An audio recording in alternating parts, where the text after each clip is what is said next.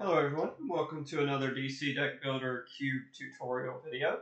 This is just going to be expanding upon the previous video with some certain key abilities from sets that I did not go over in the last video. If you do not know anything about DC Deck Builder, I recommend checking that video out first. I want to note that this is going to cover some abilities that are in my current cube that I run with my store. However, if there is an ability for another type of card you would like to see a video for, please feel free to leave it in the comments below. I will be going over all the abilities as our cube adds new ones.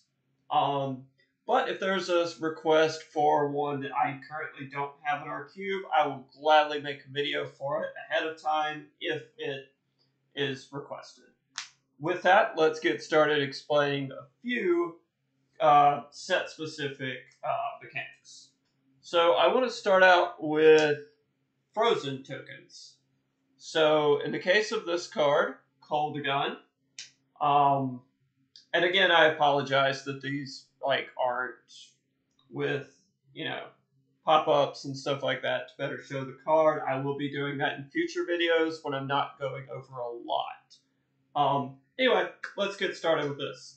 So our card Cold Gun says +1 power, and you may put a frozen token on a card in the lineup. If you do, remove it at the start of your next turn. So frozen tokens are used to make sure that cards that you couldn't afford or didn't want to buy the previous turn are there on your next turn in case you get the opportunity then. So in the case of Cold Gun, you take one of these frozen tokens that come from the sets that the ability comes from. You put it on a card in the lineup. So let's say, for example, I only got to 4 power, but I really wanted this Fortress of Solitude.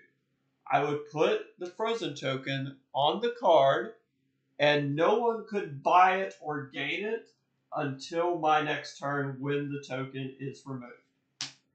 Some cube-specific rulings on the card. A card that is frozen will be rotated around. So let's say, for example, I freeze Fortress of Solitude, but I buy Solstice. So I only got 2 power that turn, for example. I bought Solstice. Solstice goes to my discard pile. All the normal turn processes. Then the cards would move over and like so. However, let's use a different example of this. I buy Poison Ivy this turn. It goes to my discard pile. Normal processes as so. Normally we would rotate the entire lineup to the left and then put a new card in the lineup. However, there is a card frozen in the lineup. You will rotate the lineup around the frozen card and then replace a card here. So the frozen card will stay in its spot. It will not go anywhere no matter what. Couple more quick examples of what happens to frozen cards. So a frozen card cannot be bought or gained by any other player. No card will tell you to get the card. No card any other player or any points they spend will get them that card.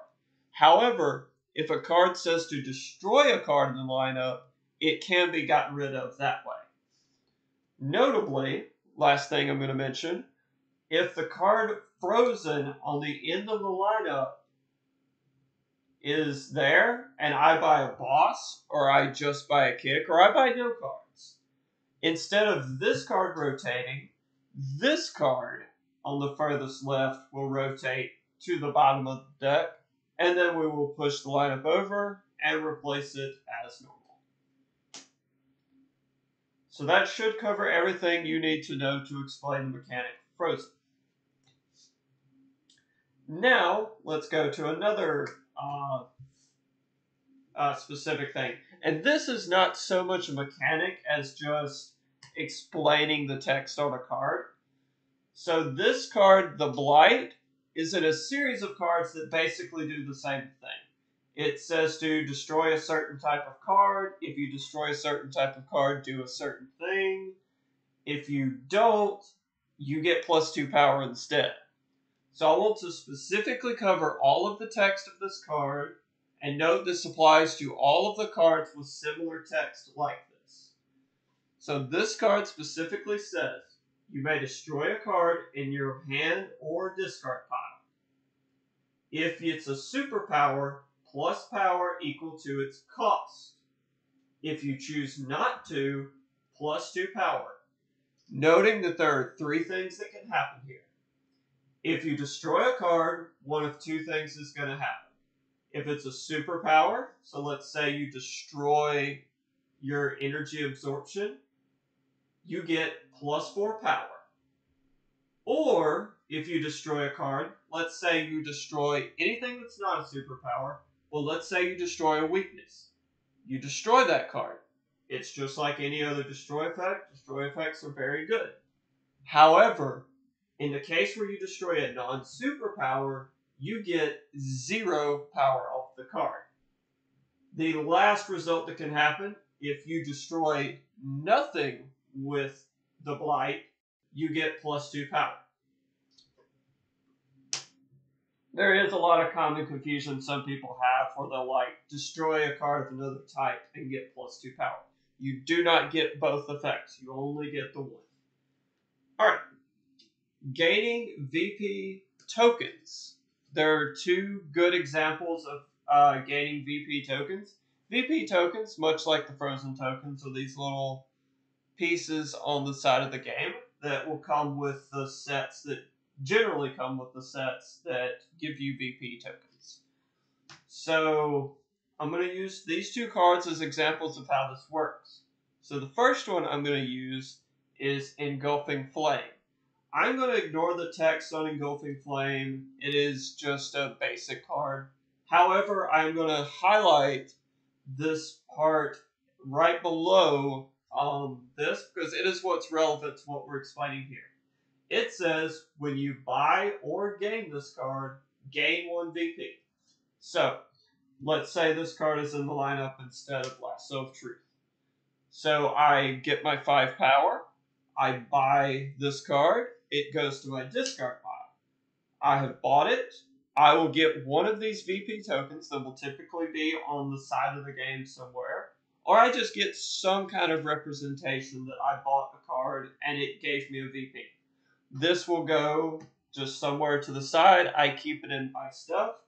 And at the end of the game, if I still have it, if I still have it, I add it to my point total at the end of the game. Notably, there are cards that say to use your VP. It specifically says this. It is not applying to a card. So if I have a card that says to use a VP, I can't use a card that I've already gained. I do not get credit for the VP until the end of the game for cards. Now, I do have this, however. Next way, and this is pretty much basically the same, it's just a specific card I want to go over, and a very, very powerful, possibly my favorite defense card in the game. Commissioner Gordon. Much like any other defense card, if you use it as a defense, you ignore the +1 power, otherwise if you play it +1 power, ignore the defense part. It says, you may discard this card to avoid an attack. If you do, gain 1 VP. So, I have Commissioner Gordon in my hand. One of my opponents attacks me. I discard this card to my discard pile. A lot of your defenses, like Lasso of Truth, if you discard them, you draw a new card. In the case of Commissioner Gordon, instead of gaining a card, I gain one of the VP tokens, and it gets added to my total at the end of the game. So it's a good constant way of gaining VPs. Alright, next mechanic I want to go over. I want to do these 2. Alright, so this is from the Crossover 7 New Gods set. This has an ability specific to the set itself. It has a little bit of a different victory condition that you could possibly reach in the game. And it has an ability known as, there's two separate names for it, but it's the same idea. It's just, if you're playing with the heroes, you get one. If you're playing with the villains, you get the other. It has the ability known as New Genesis Protector, and it has a number beside it. If you're playing a cube game, simply ignore the text. The only text that will matter on Big Barda is the +3 power. So if I play Big Barda, +3 power, and I ignore the New Genesis Protector text. The exact same with Steppenwolf. Steppenwolf has Apocalypse Protector 2. I simply play the card, I ignore that, and I continue to play the rest of the text on the card as follows.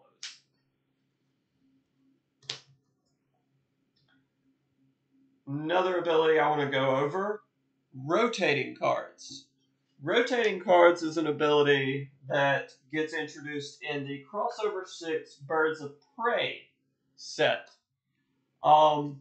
So a card can be rotated is any card you control, so any ongoing cards you have, or any cards you've played this turn can be rotated. So, for example, I'm going to use this card, Soul Taker. I'm going to read the entire text of the card, and I'm going to explain you how you get the benefits of the card. Notably, there are cards that tell you to rotate cards, and sometimes the cards themselves will, sometimes they won't, sometimes they will need cards that say rotate in order for you to get their abilities. But, to give you the whole rundown of how rotating works, we will use Soul Taker. It does a great job of explaining everything. So, this is an ongoing card. When it rotates upright, +5 power. Each time you buy or gain a villain from the lineup, rotate this card 90 degrees clockwise. So, I have played Soul Taker. Currently, nothing happens. It's simply an ongoing card I control.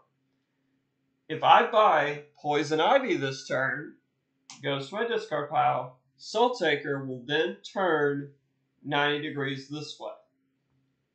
And then all my cards go to my discard pile. This is an ongoing card. It will stay here. However, let's say, for example, this is our lineup, and we have rotated this card 3 times already. I buy Poison Ivy.